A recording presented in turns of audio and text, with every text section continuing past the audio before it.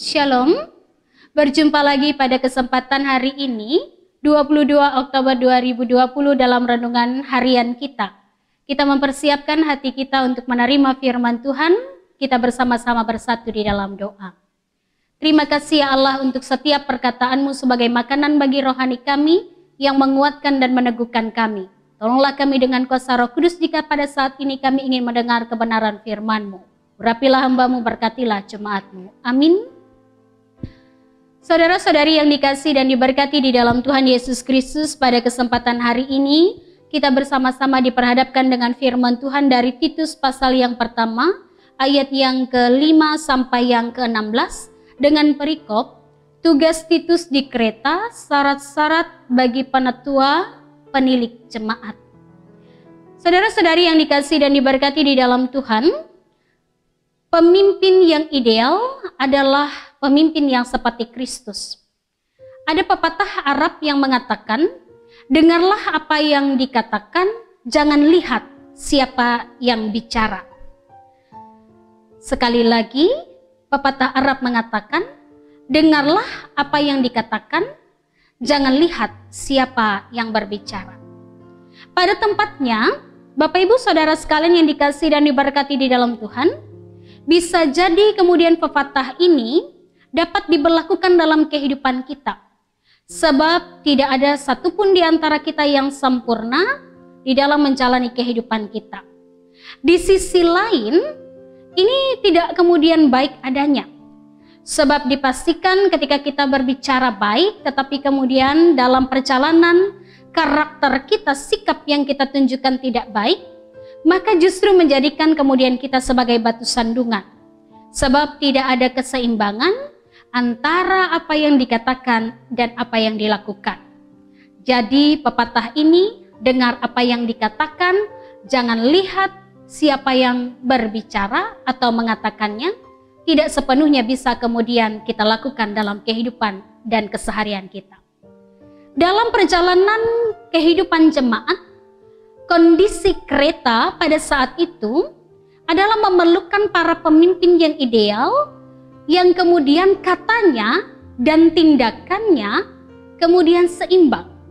Oleh sebab itu ketika kemudian Paulus hamba Allah, Rasul Yesus Kristus menempatkan Titus di Kreta untuk sementara waktu mengatur pemilihan penatua dan juga penilik jemaat, maka kemudian ia menentukan syarat-syarat yang kemudian terlihat dalam firman Tuhan ini.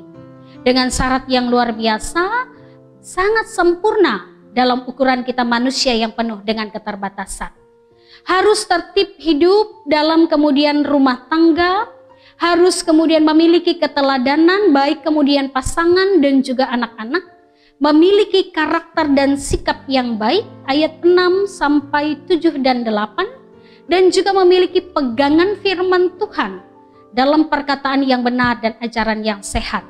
Ideal dan sangat sempurna untuk seorang panutua atau penilik jemaat. Tujuannya adalah menetipkan kehidupan umat dengan ajaran hukum sunat yang mengacaukan ada banyak keluarga, ayat yang ke-10, yang ke-11 dan yang ke-14. Menerapkan karakter Kristiani dalam kehidupan jemaat yang diwarnai dengan mentalitas yang buruk. Di sana dikatakan di dalam ayat yang ke-12, mereka kemudian pembohong, binatang buas, pelahap yang malas. Jika kemudian seorang pemimpin dalam kehidupan jemaat, penatua atau penilik jemaat tidak mampu membenahi ini, maka kemudian kondisinya tidaklah baik. Jemaat tidak sehat dalam iman, mengenal Allah dalam pengakuan, tetapi tidak dalam perbuatan mereka. Saudara-saudari yang dikasih dan diberkati di dalam Tuhan Yesus Kristus, kalau demikian, apa yang kemudian mau dikatakan oleh firman Tuhan bagi kita pada saat ini? Disiplinkanlah diri kita agar kemudian dalam perjalanan kehidupan kita menjadi pewarta kabar baik yang sesuai di mata Tuhan dan tetap mampu kemudian menjadi teladan yang baik bagi siapapun dimanapun kita berada. Mengapa kemudian kita perlu mendisiplinkan diri? Supaya kita mampu menyeimbangkan apa yang saya ucapkan dan apa yang kemudian saya lakukan. Mari kita buat kemudian kepemimpinan yang sesuai dengan kehendak Tuhan dalam ruang lingkup perjalanan kehidupan kita. Mulai dari rumah. Pemimpin dalam rumah tangga, para ayah dan ibu, harus memberikan keteladanan kepada anak dalam iman dan pengharapan. Artinya, ketika mereka mengajar anak-anak tentang sesuatu, mereka harus memberikan keteladanan. Tidak mungkin kita mengajar anak-anak, jangan kemudian malas, tapi kita menjadi orang tua yang malas. Dalam jemaat, demikian pula dalam tugas tanggung jawab peranan dari setiap para pemimpin jemaat. Dalam memberitakan Injil, mengajar jemaat, ia pun harus menjadi teladan dengan setiap pemberitaan yang diberikan.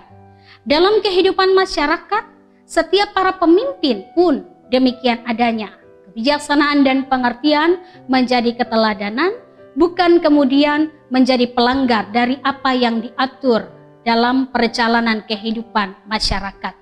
Oleh sebab itu, harusnya ketika kita melihat firman Tuhan, tugas Titus di Kreta dengan syarat yang begitu sempurna untuk para tua dan penilik jemaat, pada akhirnya memberikan kita sebuah pengajaran. Jadilah orang atau pribadi umat Tuhan yang mampu menyelaraskan pengakuan iman kita kepada Kristus dan juga dengan apa yang kita lakukan dalam kehidupan ini. Jadi pepatah tadi pada bagian awal yang saya katakan, dengar apa yang dikatakan, jangan lihat apa yang dilakukan menjadi sesuatu yang tidak kita lakukan dalam kehidupan kita. Tapi harus menjadi komitmen kita adalah, saya mengatakan sesuatu, saya juga melakukan apa yang saya katakan. Selamat berjuang untuk menyeimbangkan antara kata dan juga tindakan.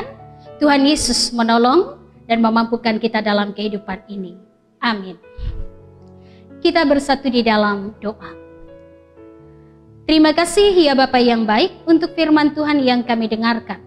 Tolonglah kami melakukannya dalam kehidupan ini agar kami mampu senantiasa hidup menuju kepenuhan dalam Kristus Yesus.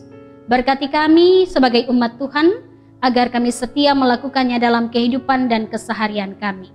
Kami mampu bekerja, kami mampu menyelesaikan persoalan, kami mampu merancang senantiasa rencana kami dengan tetap melibatkan Tuhan di dalamnya. Sehingga di dalamnya ya Tuhan kami tetap bertumbuh menuju kepenuhan di dalam Kristus, menjadi jemaat yang terus senantiasa mengandalkan Engkau dalam perjalanan hidup ini. Dalam doa ini kami serahkan pula perjuangan kami di masa pandemi. Jadikan kami tetap sehat dan kuat, mampu melewati masa pandemi ini dengan berpengharapan kepada Tuhan.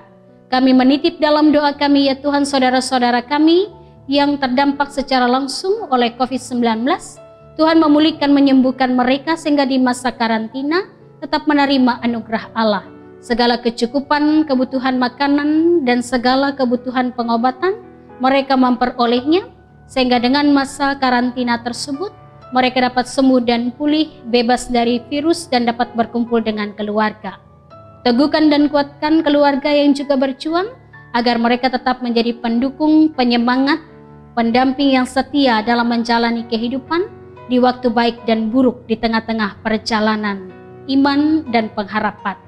Demikian kami serahkan dalam doa ini, kami tetap mempercayakan tiap medis, tim gugus tugas yang terus melayani dengan baik, biarlah mereka juga tetap senantiasa dipakai secara sempurna dalam kuasa dan pemeliharaan Tuhan. Terima kasih untuk firman ini, mampukan kami melakukannya dengan pertolongan Tuhan. Di dalam nama Yesus Kristus kami berdoa dan memohon. Amin.